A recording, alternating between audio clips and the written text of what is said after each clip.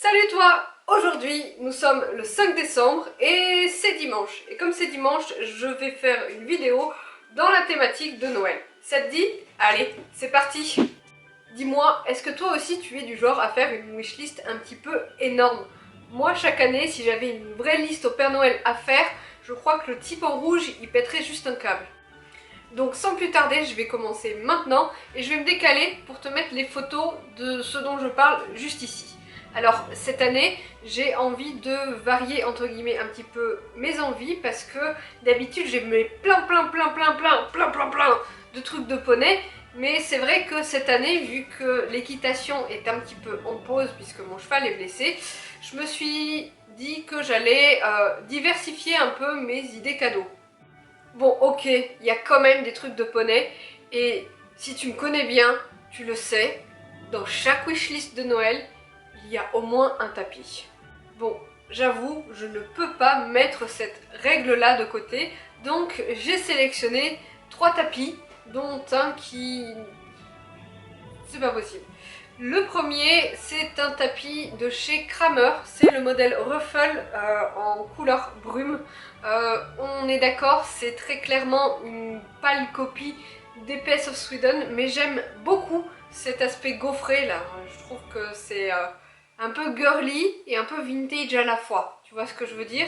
Et avec, j'aimerais bien y assortir les petites bandes de polo.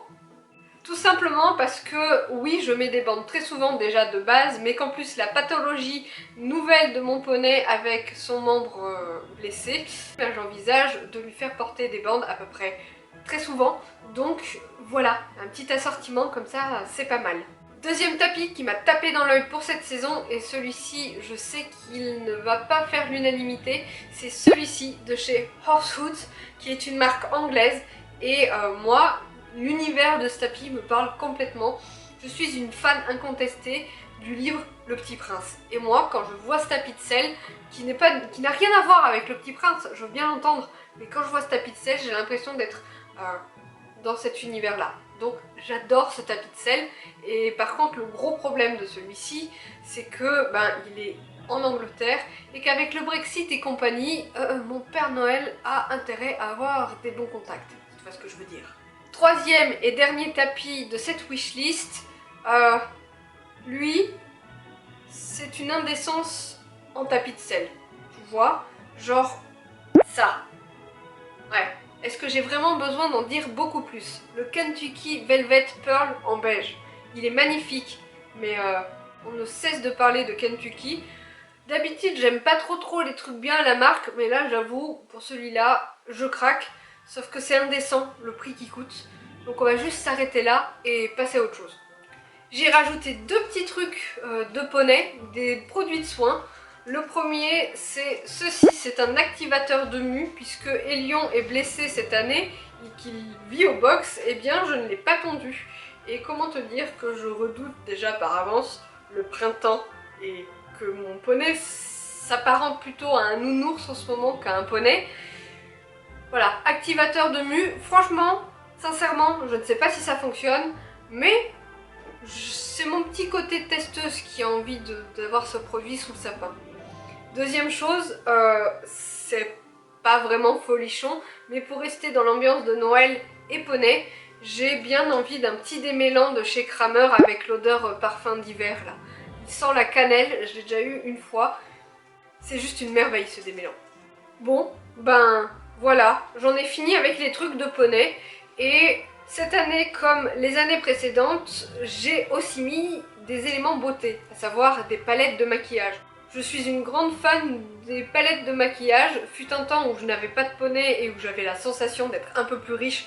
J'en avais toute une multitude. J'ai fait un petit peu de tri depuis, mais il y a une marque que j'aime bien collectionner. Enfin, plusieurs, mais bon, il faut savoir rester raisonnable. C'est la marque Urban Decay avec leur palette Naked. Et franchement, je suis à la bourre de 4 palettes.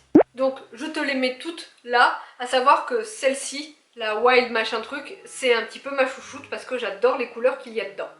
Ok, côté beauté, c'est tout. On passe à une catégorie que je n'ai absolument jamais mise dans une wishlist de Noël, c'est-à-dire les fringues.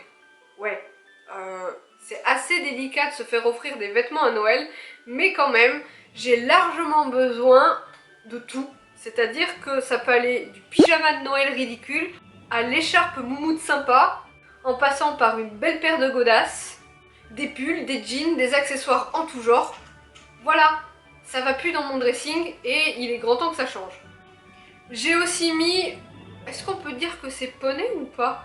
Un sac de sport de la marque, enfin d'une marque équestre que j'aime beaucoup qui s'appelle HV Polo, parce que c'est vrai que quand je vais au travail, en fait mon écurie est juste à 5 minutes du travail, elle est donc plus près de mon boulot que de la maison, et quand je sors du boulot, et ben je vais tout simplement aux écuries, et j'aime bien mettre mes affaires d'équitation dans un sac, et j'aimerais pouvoir, surtout en ce moment qu'il fait froid, sortir mon matériel d'équitation, enfin ma tenue d'équitation, c'est-à-dire ma veste, mon pantalon, etc., de mon coffre de voiture, parce que je te jure, quand je me change, il fait vraiment froid, et s'il était dans le bureau chauffé plutôt que dans le coffre de la voiture, ce serait moins désagréable.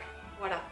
Donc un petit sac HV Polo comme ça, dans des tons tout à fait neutres, j'aime beaucoup. Bon, et lui aussi, chaque année, il revient dans ma wishlist de Noël. Il s'agit d'un livre, ok, c'est encore un livre sur l'équitation, je suis désolée, mais c'est Équilibre et rectitude de Pierre Beaupère.